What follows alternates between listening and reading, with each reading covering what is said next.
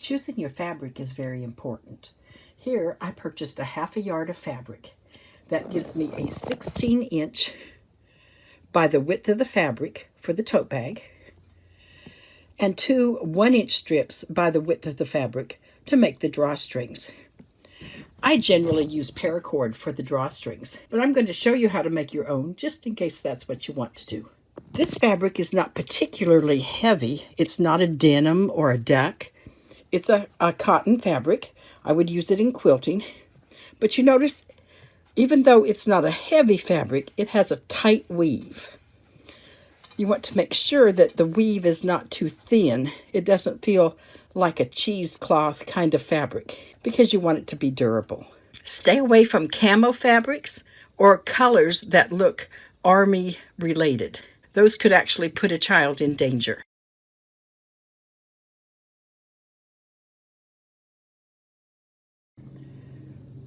Let's work with our tote bag. I will call this selvage end the short end. And then we have, of course, the long end, the sides with the cut edges. We are going to fold a very narrow hem on both sides of the cut edges. Here's how. I use my iron quite a bit because I'm a quilter and my iron is always out. But you can actually just fold over a tiny bit and finger press it, and it will stay in place fairly well. Do this down the entire length of both sides, both cut edges. Then fold this in one more time. Remember, very narrow.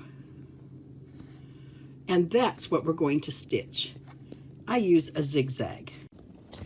When you stitch it down, you will have a folded edge here, not a raw edge, and that will make it more durable. Both edges of our tote bag are now hemmed. Notice that lip is closed. There are no raw edges. Be sure and trim any strings off before you continue.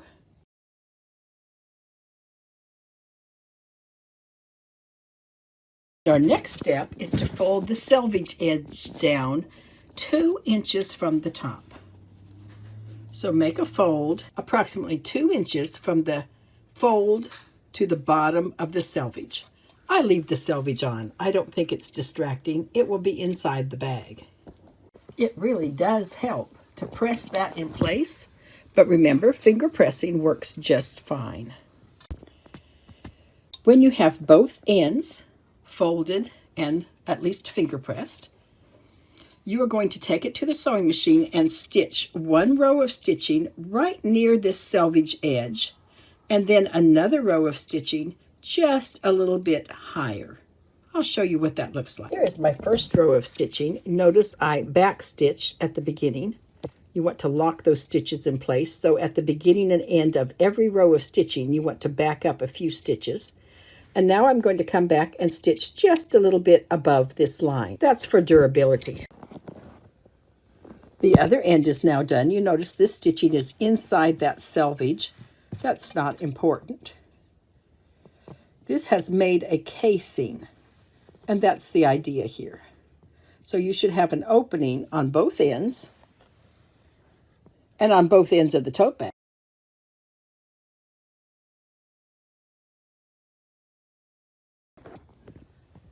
Fold the tote bag in half so the pretty sides are together. And you want the folded sides where the casing is. You want the folded sides even. And we're going to stitch this seam together. What you're going to do is stitch through both of these layers just off of this fold. You don't want to stitch through this, that would be too thick. But stitch just off, all the way down, beginning just above that second line of stitching in the casing. So we're actually going to stitch in the casing just above that second line and all the way down the edge to the fold at the bottom, both sides. Here I am laying it out so you can see where I have stitched.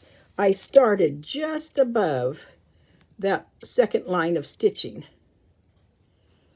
and I've stitched all the way down the side just off that fold, all the way down to the folded bottom.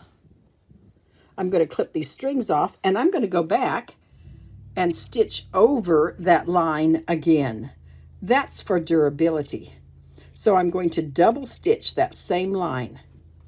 Then I'm going to take these two folded edges and make sure they're together, and I'm going to zigzag right through that other zigzag area all the way down. It does not need that as far as fraying because everything is enclosed, but it will take some tension off this line of stitching and help your tote bag stay a tote bag longer. Here you can see the two lines of stitching. Starting inside the casing, we still have plenty of casing unstitched, but starting just above that second line of stitching, all the way down the sides twice. And then zigzag the two edges together so they don't flop open anymore. Do the other side and your tote bag is finished.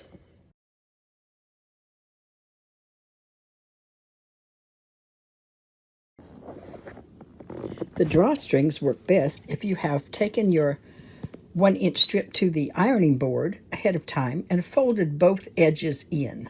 They don't have to meet in the center, but they need to each have a folded edge. Then at the sewing machine, you simply fold it so the two folded ends meet and stitch. Notice I don't stress that the two folds are absolutely together. So if there's a little bit of an overlap, it's not a problem. I'm doing a zigzag stitch, and I will catch that in the zigzag. Be sure to back stitch when you begin and end each line of stitching, and then trim off these strings. Every seam I do, I stop and trim off those strings. Here are my two drawstrings, all set to go. I don't worry about the selvage edge. That's not important. If making the drawstrings is too tedious for you, just use paracord. Yarn is not a good substitute. It doesn't last with the use that these tote bags receive.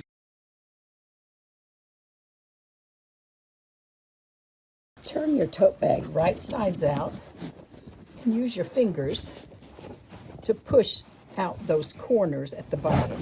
And we're ready to thread our drawstring. You want to pin a safety pin near one end of the drawstring. And then on your tote bag, thread it into the casing. You want to continue to push it all the way through this casing. When the drawstring comes out the other end, take the safety pin and go immediately into the other casing. Continue threading through the second casing. When the casing is completely threaded, both casings, and your drawstring has come out on the same end where you started, you're going to undo the safety pin. You're going to knot, and I double knot these drawstrings together. When you knot your drawstring together, be sure the tote bag can be fully flat and the knot is out the end. You don't want to knot it with this gathered up and then they can't open their tote bag to its full width. So this is just one knot. I'm going to tighten it and I'm going to knot again. If you trim the ends, as I have, be sure and go back and stitch over those ends so they don't unravel. Put your safety pin into the other drawstring, and we're going to thread it exactly the same way, but beginning from the opposite casing. So here you see, this is where I started and went all the way through and back through the second casing, knotted, trimmed my ends, and stitched. I'm going to do the same thing, but I'm going to start from this end. So I'm simply going to put my safety pin into this casing and begin threading. Now, even though there's already a drawstring in that casing, we have enough room for them both to fit. So here I go. When you have finished threading one casing, remember you're just going to take your safety pin into the second casing and keep going. And here we have it, all finished. The reason we do double drawstrings is when I pull both drawstrings, it distributes the weight in the tote bag nicely. It's also very easy to open it up flat, But the double drawstring really does make that nice difference. I'm going to show you how a shoebox fits inside here. Here's a shoebox. And when the child unpacks the tote bag and wants to go home, you notice it's going to fit inside here perfectly. Make one. Make one for each of your boxes. Make extras. They're fun.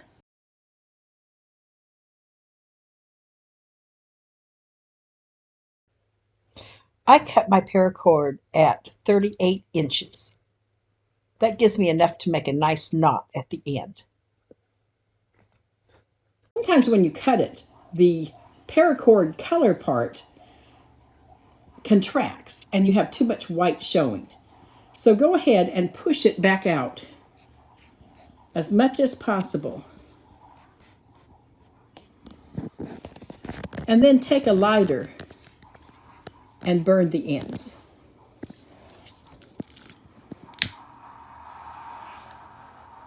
You have two goals here.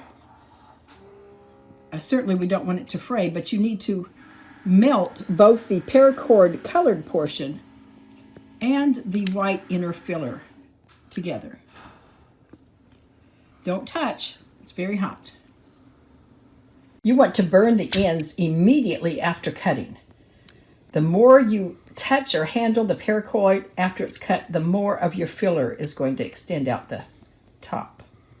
So as soon as you cut it, burn those ends. Once the paracord end has cooled, thread your safety pin through as you did the drawstring, thread the casing, tie the knots, and you're done.